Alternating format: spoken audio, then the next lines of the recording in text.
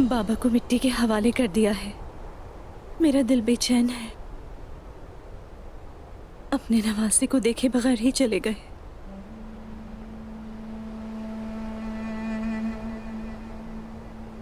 उमर साहब शहीद हुए, हम इस बात के गवाह हैं। तुम इस बात की भी गवाह रहोगे। इसके जिम्मेदारों को सजा दी जाएगी।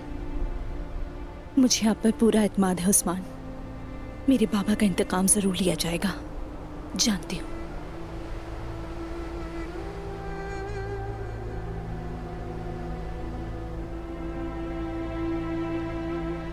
एक मजबूत औरत हो, इस दुख को आसानी से सह सकती हो, और मैं हर कदम पे तुम्हारे साथ रहूंगा।